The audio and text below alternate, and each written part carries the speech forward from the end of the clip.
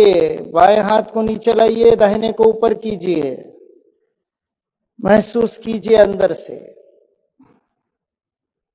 कुछ क्षण महसूस करने के बाद धीरे से दाहिने हाथ को नीचे लाइए।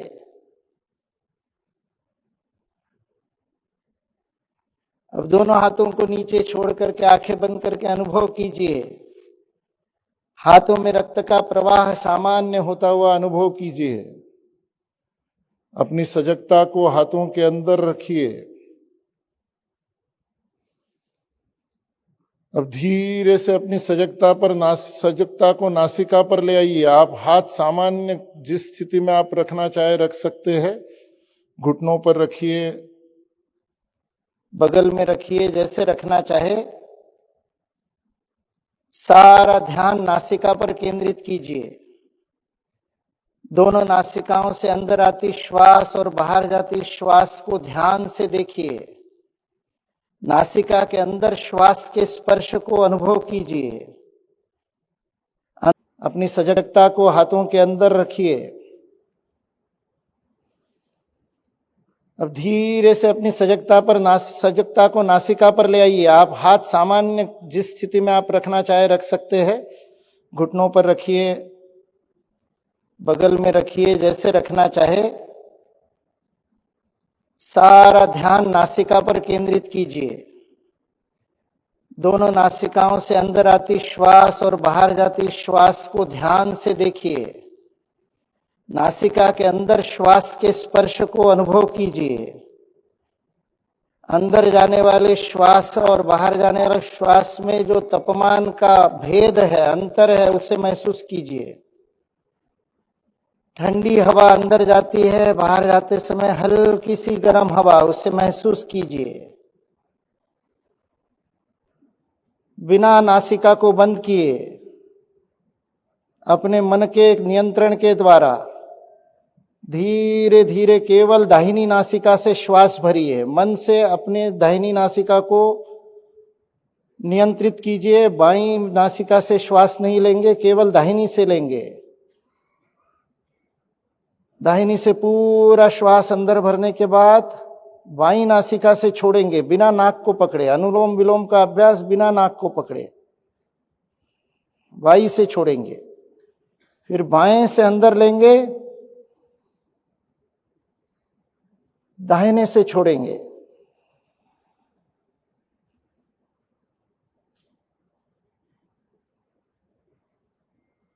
दोनों हाथों में व्यान प्राण की शक्ति जागृत हुई है। नमस्कार मुद्रा का अभ्यास करेंगे। सीधे नमस्कार नहीं करेंगे, दोनों हथेलियों को छाती जितनी दूरी पर रखिए। खड़े नमस्कार की स्थिति में थोड़ी दूरी पर, बीच में जगह रखे, छाती जितनी दूरी पर रखिए। और फिर धीरे धीरे, आवश्यकता हो तो आंखें खोल के एक बार देख लीजिए, धीरे धीरे करीब लाइए। अत्यंत धीमी गति से लाइए। जितना धीमे लाएंगे उतना अनुभव करेंगे। आंखें बंद रखिए, दोनों हाथों को पास लाइए। जहां लगे कि हाथ जुड़ गए वहां रुकिए। जहां लगे स्पर्श होगा वहां रुकिए। थोड़ा सा दूर लीजिए, फिर निकट लाइए। एक बार आंख खोल के यदि देख लेंगे तो आपको पता चलेगा बिना भौतिक स्पर्श हुए ही स्पर्श का अनुभव हो रहा है। ये दोनों हथेलियों के बीच में प्राण की शक्ति है। थोड़ा दूर लीजिए, पास लाइए। थोड़ा ऊपर नीचे गोलाकार घुमाइए। हथेलियों के बीच में प्राण का गोल रखा हो ऐसे अनुभव होगा। आकर्षण विकर्षण स्पंदन को अनुभव कीजिए। अब बिना हथेलियां मिलाइए, तालियां बजाने जैसी स्थिति कीजिए, अनुभव कीजिए। अब प्राण उद्दीपित हाथों को धीरे से अपने चेहरे के सामने रखिए। चेहरे पर चिपकाएंगे नहीं, थोड़ा दूर रखिए और अनुभव कीजिए। कानों की ओर ले जाइए। गर्मी का, उष्मा का अनुभव कीजिए कानों में। फिर आंखें के सामने लाइए, आड़े कर लीजिए होठों के सामने, कपाल पर, और धीरे धीरे ऊपर ले जाइए, माथे के ऊपर, और प्राण की शक्ति का अनुभव कीजिए। शिखा के ऊपर, जिनकी शिखा है पीछे ले जाइए, शिखा के पास अनुभव कीजिए। फिर हृदय पर ले आइए। हृदय के बाहर हाथों को ऐसे ही रखिए, थोड़ा दूरी पर, चिपकाने की आवश्यकता नहीं। नाभि पर, और फिर दोनों हथेलियों को एक दूसरे पर मलकर विसर्जन कर दीजिए।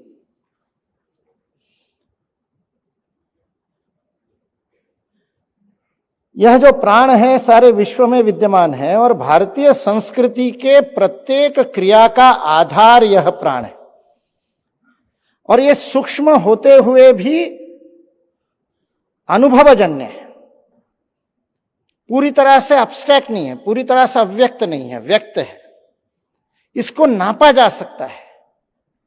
किर्लियन नाम के वैज्ञानिक ने इसकी बायो एनर्जी के रूप में फोटो लेने की कोशिश की 60 के 70 के दशक में। जब उसने पत्ते का फोटो लिया तो पत्ते के आकार से थोड़ा दूर उसको फोटो मिला उस बायो एनर्जी का, जिसको हम ऑरा कहते हैं, तेजो वलय कहते हैं। सारे जगत में प्राण है, पत्थर में भी प्राण है। जिसको हम सामान्य रूप से निर्जीव कहते हैं उसमें भी प्राण तो है, चेतना नहीं है।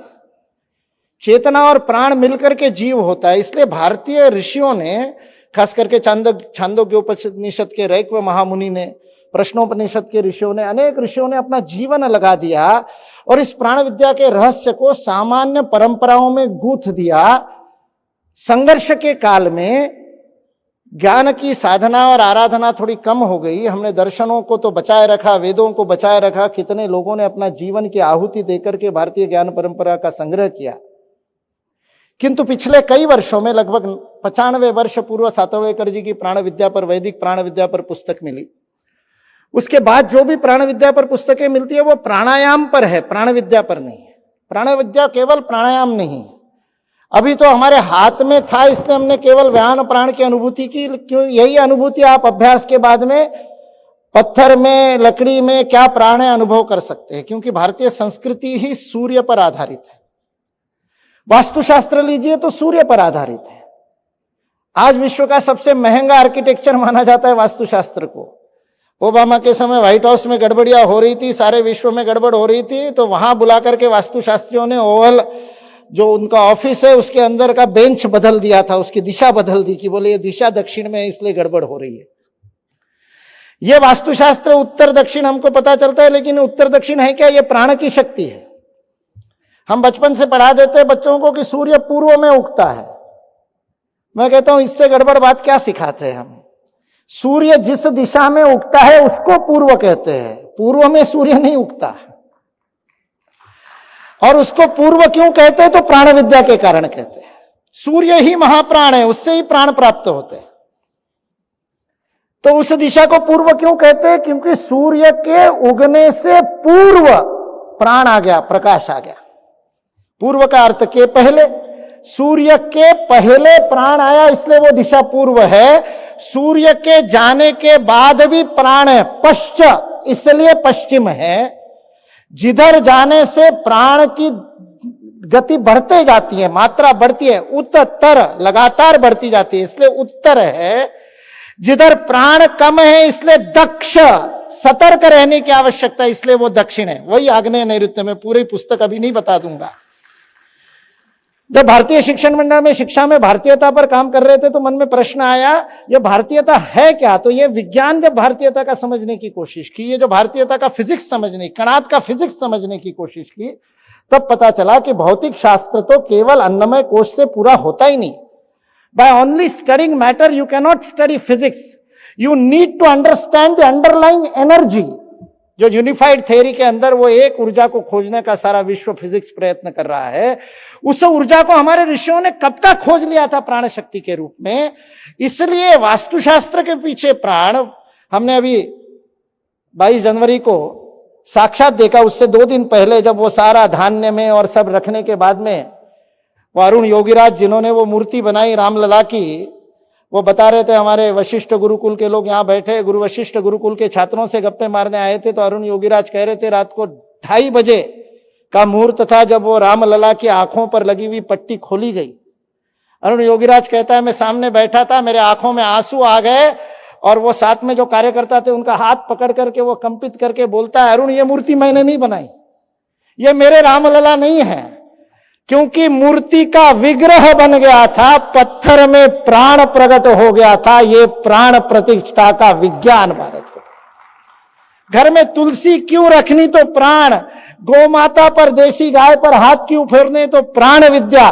भारत के हर रहस्य के पीछे प्राण विद्या। मां ने कहा बेटी को कि सांझ ढले सोना मत। मां ने कहा कि वेणी बांधे बिना घर से बाहर मत निकलना, बाल खुले मत छोड़ना। मां ने कहा नाखून मत काटना। मां को भी पता नहीं और बेटी पूछती है क्यों, तो उत्तर नहीं। बनाए जीवन प्राणवान उसका उत्तर देता है। हमारे शरीर में ये बाल और नाखून दो डेड सेल है। आधुनिक बात करें तो प्राण मृत कोशिकाएं है। ये बढ़ती रहती है लेकिन इनका सूर्य से संपर्क नहीं है, इसलिए ये तामसिक है। हमारी पारिभाषिक भाषा में सत्व रजतम में ये तमस है, इसलिए उस तमस का संधान करना है। इसलिए जटाधारी जिनकी साधना उस पक्ष की है उन सन्यासियों को कहा जटा बढ़ाओ, जिनकी साधना दूसरे पक्ष की है उनको कहा श्मश्रु करो। हमारे हर बात के पीछे विज्ञान है। कहा कि नाखून मत बढ़ाओ, शूर्पणखा बन जाओगी क्योंकि तामसिकता बढ़ेगी। तिलक क्यों लगाना, विज्ञान है। मां ने कह दिया इसलिए मैं बचपन से तिलक लगाता हूं। विज्ञान पता नहीं था। 1998 में गुरु मिले, तब से प्राण विद्या का अभ्यास किया तो पता चला। भारतीय शिक्षण मंडल में लगा, भारतीयता को समझना है तो प्राण विद्या का परिचय करना पड़ेगा। तो उस प्राण विद्या की अनुभूति का एक प्रतिमान बना दिया, पैकेज बना दिया और उस पर काम किया। उसमें ये सारी बातें उपनिषदों की और वो बताते रहते थे। कार्यकर्ता कहते थे एक जगह कहां मिलेगी, क्या इतने उपनिषद पढ़ने पड़ेंगे, क्या घेरंड संहिता पढ़नी पड़ेगी। तो उनके आग्रह से मैंने कहा चलो एक जगह ले आते हैं। तो उस आग्रह के कारण 5 वर्ष के प्रवास में समय भी कम मिलता है, 5 वर्ष लग गए। पुस्तक तैयार हो गई। जब तैयार हो गई तभी देवेंद्र जी का आईवीयू प्रारंभ करने का संकल्प था। उन्होंने कहा पहली पुस्तक दादा आपकी छापेंगे, तो ये पुस्तक हो गई। और सौभाग्य ही था, सारा खेल ईश्वर का है कि परम पूजनीय सरसंघ चालक जी और स्वामी जी का आशीर्वाद आज मिल रहा है। आप सब लोगों से अनुरोध है कि भारतीय संस्कृति के विज्ञान का परिचय प्राप्त करने के लिए, पूरा नहीं है ये पुस्तक, तो मतलब एक एक अध्याय पे 10-10 पुस्तकें लिख सके इतना इस विद्या में सब कुछ है। वीसी साहब कह रहे थे पढ़ी, तो मुझे लगा दूसरी बार भी पढ़नी पड़ेगी। उसका कारण ये है कि वो कॉन्सेंट्रेटेड ही है, उसको डाइल्यूट तो करना ही पड़ेगा। तो ऐसी अनेक पुस्तकें आप सब लोग लिखेंगे, इसका अनुभव करेंगे। इसी प्रार्थना के साथ अपनी वाणी को विराम।